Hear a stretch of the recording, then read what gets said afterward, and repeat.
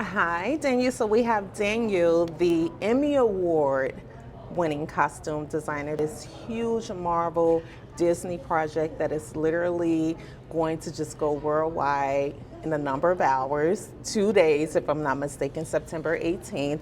Daniel, it's such a pleasure to have you here with me today. How are you feeling? I'm so excited. I'm so happy to be here. Great to chat with you and talk about the costumes, and I can't wait for the world to see this project. So I love to get like personal first and foremost. I want you to take me way back, Daniel. At what point in your life did you gain a passion and a love for fashion? Oh, wow. I mean, I really kind of I avoided the fact that I'm a costume person for a very long time. And then when I graduated college, my mom made me this like scrapbook. Yeah. And it was pictures of me in costumes that I had made from the time that I was like 2 years old. And the first one was me in diapers, and I had taken cabbage leaves and dressed them all over my body. Oh my God. Yeah, right? So it goes way back. Yeah. And I mean, from a very early age, we had like a dressing box and we would just pull stuff out of it. It was fabric. I would put on my mom's dresses. I would, she taught African art. So we had African masks all over the house. I was like running around with masks. So from the earliest memories, I loved costume. Could you ever envision and imagine yourself doing anything other than costume design in this entertainment industry, in this crazy world? It is a crazy Right? world. It's It is a crazy bananas. industry. Yeah. And no, I mean, this is truly my passion. I am very suited to this kind of work where it's about character, it's about what they're wearing, it's creating a story, it's taking, pieces of the script and imbuing that with meaning, and then creating tools for the actor to wear and sort of utilize while they perform. That is where my heart lives. I love it. I love that you mentioned the script, because now I want to just dive straight in and talk about your overall creative approach. What is the approach that you took with executing the overall vision, the big picture of each individual wish style on this mini-series? Yeah, well, Jack Schaefer and Mary Livanos created such a solid outline, which is what I originally read and I pitched on before there were any scripts. And even in that outline, it was very clear who each of these witches were. Yeah. And so I like to sit with my first impressions of what is in the outline or the script, and I'll usually jot down my ideas. But pretty quickly, like especially the first night after I'll read a script or an outline, I will dream about it. Get out of town. Are you serious? Yeah, I'm serious. So like my subconscious will kind of work on it, when I'm sleeping or doing other things. Yeah. And I will kind of have like a vision of a garment or a part of a garment or a shape of a collar, or maybe it's the hairstyle or something. Like it will start to swim in for me. Yeah. And then I will sort of jot down that idea and then build on that and figure out like, what does that mean? What is that? What am I seeing? I'm feeling it first. And then, then it comes all the information from the script of like, what is the socioeconomic status of this person, this character? What are they doing? What do they need? What do they want to feel? Daniel, I love that you just mentioned that, because I wanted to, dig in a little bit deeper and ask about, once the script comes across you, does it also include like the height, the weight of each individual character, or is this just like all, in your head? Like, are you pretty much depicting that on your own as a designer, or Yeah, it's a great question. I think, we often have a little bit of information about the character that's sort of hinted at in the script. Sometimes it will say the age or a general age range or some descriptor that the writers really loved. But then I sort of take that a little farther. And I say, what if this person was super curvy, and what if they were voluptuous and they had this like body quality to them? Or what if they're super waify and sort of like frail and delicate, and how does that play into the character? So there's a lot of things that the costume designer offers to the team, and it's a discussion. We figure out what we want this character to look and feel like. Yeah, I feel like that is the absolute perfect segue into my next question that I have for you. Like, it was literally question number 5 or 6, but I'm gonna bump it up, Okay. right? Specifically when it comes to the body shape, the body type, the individual's real life personality style, their demeanor, right? How much do you consider that as a costume designer when it comes to, you know, matching it up to what their character would actually be?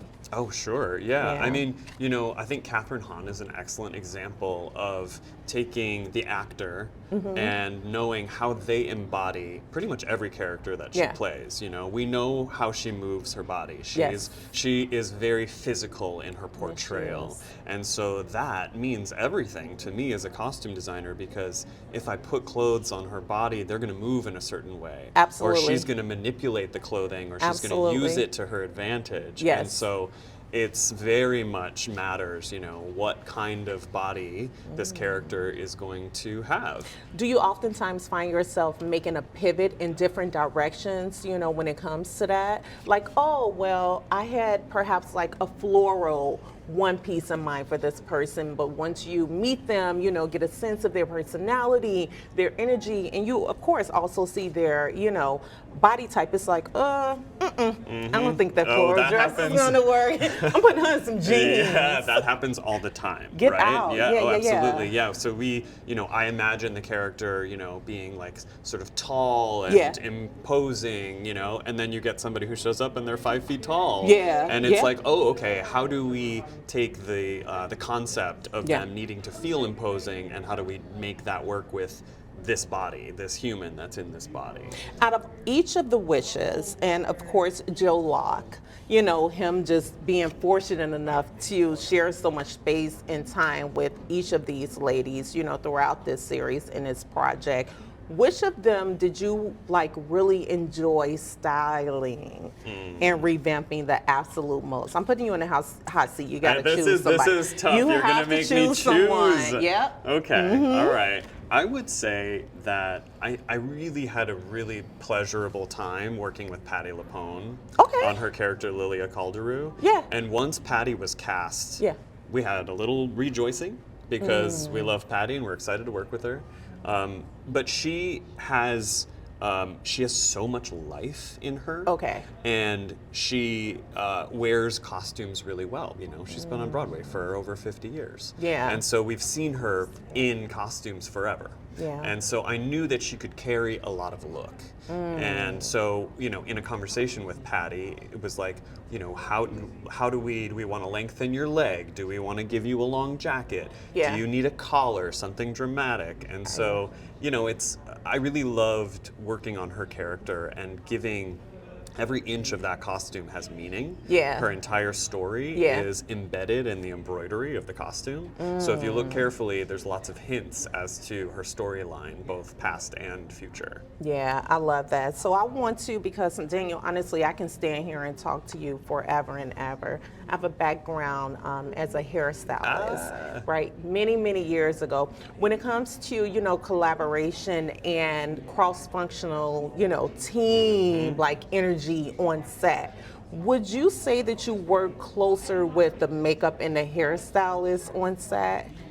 Yeah, right? Oh, the collaboration between Cindy Wells, the hair designer, and Vasilios Tanis, the makeup designer, and Yeah. myself was the reason that I think these looks were so successful, because the three of us are on the same page. Yeah. You know, we have a quick facility with tossing pictures and ideas back and forth and trying to figure out what is it? How do we want to make this witch shine? Yeah, yeah, and, yeah. you know, and so we just, you know, we really chip away at it, and we sort of Yeah. hone it in, and then we have a conversation with Jack and Mary, and then we have a conversation with the actor, and Yeah. everybody's got some input, and the collaboration between hair, makeup, costume is imperative.